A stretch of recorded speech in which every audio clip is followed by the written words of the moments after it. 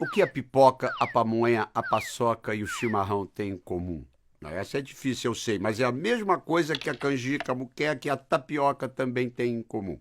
Quer uma dica? O nome paçoca, o doce à base de amendoim, vem do tupi paçoca, que quer dizer esmigalhada. Pipoca também vem do tupi, formada pela junção de pira, que quer dizer pele, e poca, que é estourar. Se você ainda não adivinhou, vai aqui a resposta.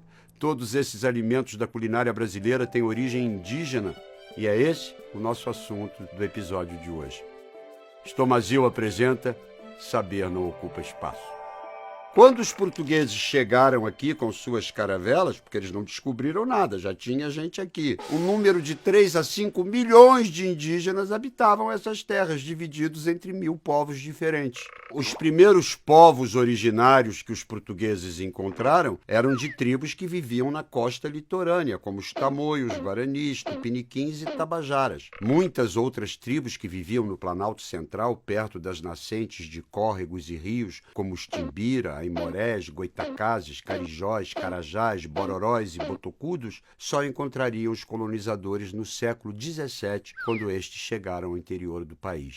A povoação do período pré-cabralino, ou seja, antes da chegada de Pedro Álvares Cabral, teria começado 50 ou 60 mil anos antes. Evidências arqueológicas mostram que a presença humana no Brasil data de 12 mil anos. Durante todos esses milênios, os povos indígenas, em suas diferentes tribos, desenvolveram suas estruturas sociais, religiosas, seus sistemas de linguagem e seus costumes. Em resumo, todos os milhões de indígenas tinham sua própria cultura. O contato com os colonizadores foi muito prejudicial para os povos originários e resultou em milhões de mortes de indígenas, tanto por conflitos quanto por doenças que vieram da Europa, como a gripe e a tuberculose. Sem contar que, no século XVI, indígenas foram escravizados pelos portugueses para as primeiras explorações de pau-brasil e forçados a abandonar suas terras, suas crenças e sua cultura. Hoje, estima-se que o número de indígenas no Brasil seja menor que 1 milhão, o equivalente a 0,4% da população brasileira. Mas a influência indígena está em todo lugar, na nossa língua, nos nossos costumes, crenças, no nosso folclore e na nossa mesa.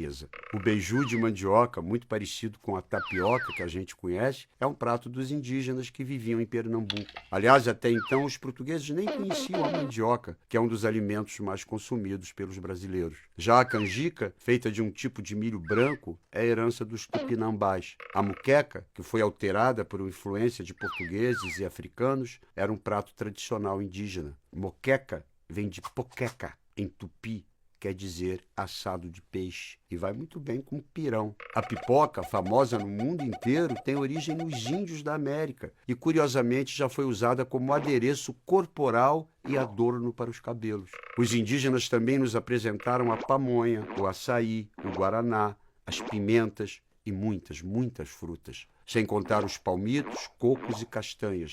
E, para surpresa de muita gente, o chimarrão também é de origem indígena. A Ilex paraguariensis, nome científico da planta erva mate, era usada pelos indígenas para fazer infusões, tanto para revigorar como para esquentar. No Rio Grande do Sul, o chimarrão chegou através dos índios guaranis, que faziam a infusão da erva em uma cabaça e a sorviam por uma bomba feita de taquara chamada taquapi. O Brasil é de fato um grande caldeirão de etnias, culturas e histórias que precisam ser conhecidas, aprendidas e reverenciadas. O que nos faz ricos é justamente essa fusão de saberes. E como você já sabe, saber é bom, minha gente, e não ocupa espaço.